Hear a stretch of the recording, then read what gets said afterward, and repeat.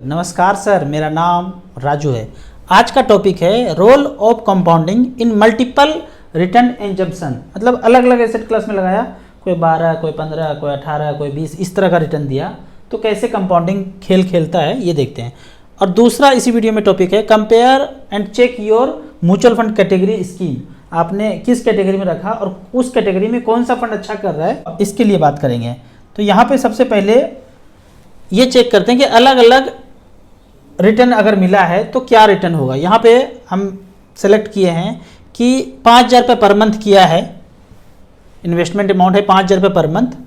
और एक स्कीम ने SIP A ने 12% का रिटर्न दिया, SIP B ने 15% का रिटर्न दिया और SIP C ने 20% का रिटर्न दिया। मिड कैप स्मॉल कैप में अलग अलग जगह पैसा लगा रहे हैं, अलग अलग ही रिटर्न मिलेगा।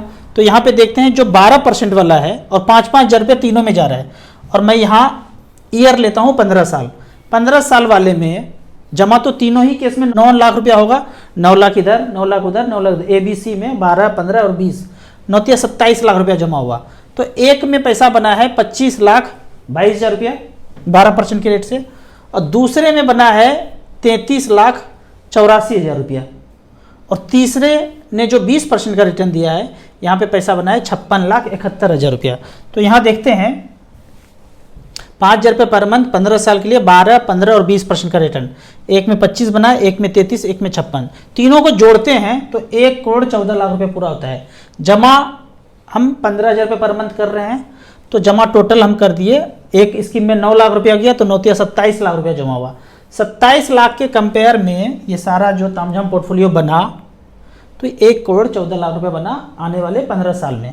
तो इसी तरह से कोई स्कीम अच्छा करेगा, कोई बहुत ज़्यादा अच्छा करेगा, कोई मिड में रहेगा। तो इस तरह से रिटर्न ही एक्सपेक्ट कर सकते हैं म्यूचुअल फंड में।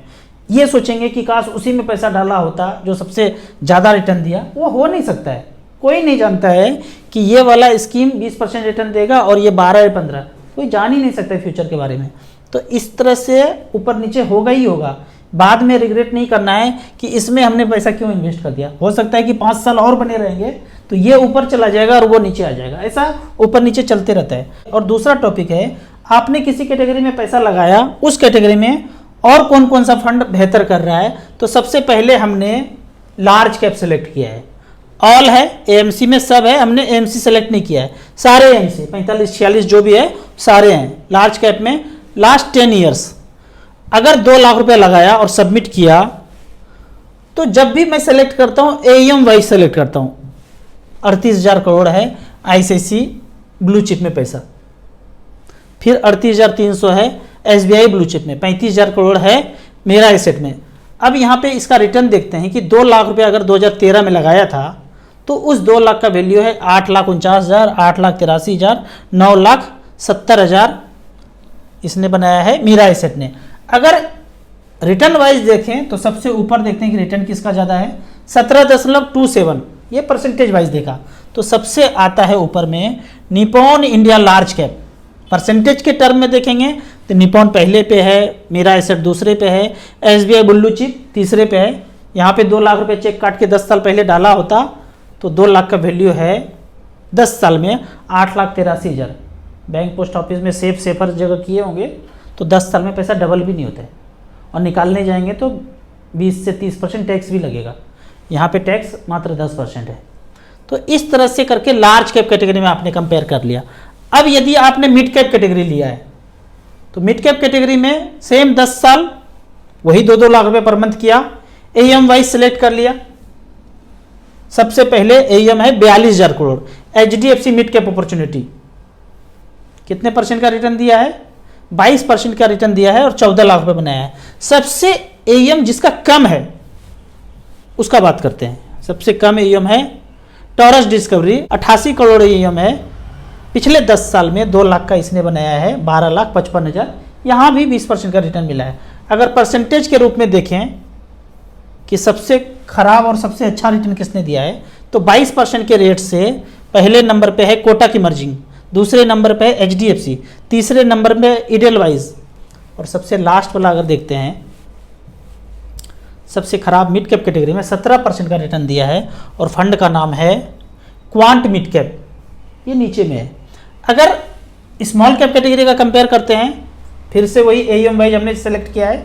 इस चीज़ को आप एक्सेस करने के लिए जो डाटा मैं दिखा रहा हूँ, StarSIP.in में सीधा घुसेंगे, लैपटॉप पे खोलेंगे, मोबाइल को अगर हॉरिजॉन्टल रखेंगे तो यही पेज खुलेगा। स्मॉल कैप बाय डिफ़ॉल्ट में होगा, वन टाइम में आप mid cap, small cap, multi cap, flexi cap, tax टूक्स जो भी सेलेक्ट करना है, यहाँ पे आके आप कैटेगरी में 52 तरह का कैटेगरी है, इसको आप कुछ भी सेलेक्ट कर सकते हैं। तो इस तरह से करके यहाँ पे आप सारा चीज़ देख सकते हैं। अगर स्मॉल कैप कैटेगरी का बात करते हैं तो अभी स्मॉल कैप धुआंधार एकदम बैटिंग चल रहा है, यहाँ पे चौवा छक्का लग रहा है। सबसे पहला जो AUM जिसका बढ़ गया है 31,000 करोड़, लगभग 32,000 करोड़ होने जा रहा है। HDFC स्मॉल कैप लगभग 19,000 crore, SBI small cap 18,600 crore. तो इस तरह से करके धुआंधार एकदम पैसा इसमें जा रहा है। पता नहीं मेरे वीडियो बनाने के बाद गया या पहले से चल रहा है, मुझे लगता है कि कुछ ना कुछ तो इफेक्ट आया ही होगा कि मैं बोल रहा हूँ कि स्मॉल कैप में झोंकते जाओ झोंकते जाओ। अभी लोग बोल रहे हैं कि एकदम बबल सा हो गया है स्मॉल कैप में। हो सकता है आने वाले साल में थोड़ा कम रिटर्न मिलेगा, 10-20% कम भी हो सकता है, लेकिन बने रहेंगे 10-15 साल इसी में तो नैया पार लग जाएगा। 1 करोड़ रुपया टारगेट रखिए। आप सोचेंगे कि अभी ज़्यादा है कम है, मेरे मित्र हैं बगल में रहते हैं कि बहुत आज से 1.5-2 महीना पहले ही पैसा निकाल के रख लिए कि लाइफ टाइम हाई हो गया है, इतना बढ़ गया, गिरेगा तो लगाएंगे। अब बैंक में FD करके बैठे हैं, कब गिरेगा कब लगाएंगे कौन जानता है, वो मोगेम्बो के अलावा कोई नहीं जानता है। जब गिराएगा मोगेम्बो तब खरीद लेंगे थोड़ा सा, लेकिन रिमेन पैसा इन्वेस्टेड रहिए जब तक फाइनेंशियल फ्रीडम नहीं मिल जाता है। हमने तो आज तक कभी निकाला ही नहीं पैसा, झोंकने के अलावा कुछ किया ही नहीं।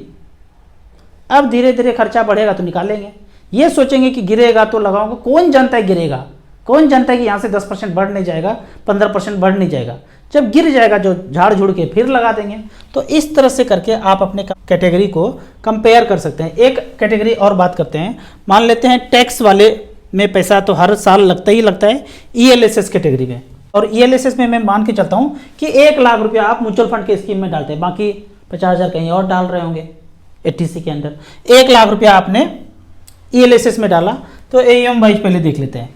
AUM वाइज देखेंगे तो एक्सिस लॉन्ग टर्म इक्विटी सबसे ज़्यादा AUM है 32,000 करोड़। इसने पिछले 10 साल में 16.94% का रिटर्न दिया है, और इस रिटर्न में कोई चार्ज नहीं कटेगा। हमको देना है, फंड मैनेजर है, MC है, TV मीडिया रिंगटोन कुछ भी इसमें नहीं बचेगा, ये सब कुछ काट करके ही आपको दिया जा रहा है। ऑलरेडी 2% 1.5% जो कटना था काट के, अभी तो एक्सपेंस थोड़ा कम हो गया है, लगभग 1.3 1.2 इस तरह से, तो वो काट के ही आपको दिखाया जा रहा है। नहीं कटता तो 17-18% रिटर्न दिखता, वो काट के ही दिखाया जा रहा है। तो 1 लाख का वैल्यू पिछले 10 साल में 4,78,000 बनाया है। अभी एक्सिस का परफॉर्मेंस दूसरे के कंपेयर में थोड़ा अच्छा नहीं है। पिछले 10 साल का बात करें तो SBI लॉन्ग टर्म इक्विटी ने अच्छा किया है, 80C में टैक्स के तहत जो फंड आता है 1 लाख का 4,42,000 बनाया है। ये तो हमने AUM वाइज चेक कर रहे हैं। अगर परसेंटेज वाइज देखेंगे तो 23% का रिटर्न कौन सा है देख लेते हैं इसको। क्वांट टैक्स प्लान, दूसरे पे है बंधन टैक्स एडवांटेज, तीसरा है DSP टैक्स सेवर। तो कोई जानता नहीं है कि कौन सा ऊपर जाएगा कौन सा नीचे जाएगा।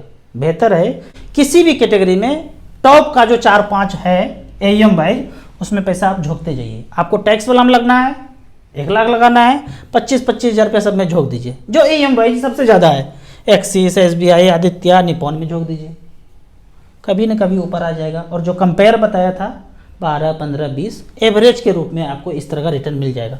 अब एक क्वेश्चन आया है, कमेंट्स है, कमेंट इस तरह से है कि 50 लाख रुपया लोन लेके 10% पे लोन लूँ और उस पैसे को झोंक दूँ निपॉन स्मॉल कैप में तो कितना पैसा हो जाएगा, बहुत ज़्यादा माला माल हो जाएंगे।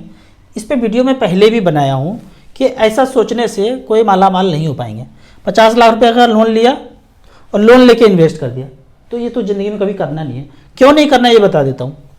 लोन लिया तो कुछ ना कुछ तो जेब से पैसा देना पड़ेगा ना, EMI भरना पड़ेगा ना। आपने 10 साल लिया, 15 साल लिया, 20 साल लिया, 5 साल लिया, कितना साल भी लिया, जेब से जाएगा पैसा। उस जेब से जितना भी पैसा जा रहा है 25,000, 30,000, 40,000 जो भी जा रहा है उसी का SIP कर दीजिए और उसी को 15 साल तक करते रहेंगे या 10 साल करते रहेंगे और 15% का रिटर्न मिले तो मान लेते हैं कि 2 करोड़ रुपये बनता है, मान लेता हूँ।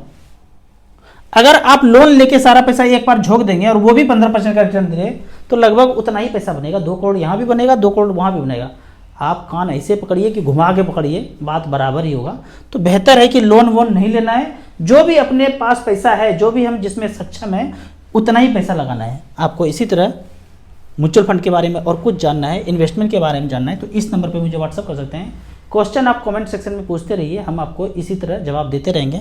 आपको म्यूचुअल फंड में पहली बार इन्वेस्ट करना है तो एसेट प्लस का ऐप है, वहाँ जाके मिनिमम 100 रुपये का इन्वेस्टमेंट कर सकते हैं। जब खोपड़ी का ब्लूटूथ ऑन हो जाए फिर ज़्यादा पैसा आप यहाँ पे इन्वेस्ट कीजिए। वीडियो अच्छा लगे तो व्हाट्सअप यूनिवर्सिटी में दोस्तों के बीच से जरूर शेयर करें। यूट्यूब पे देख रहे हैं तो लाइक एंड शेयर जरूर करें। Thank you so much.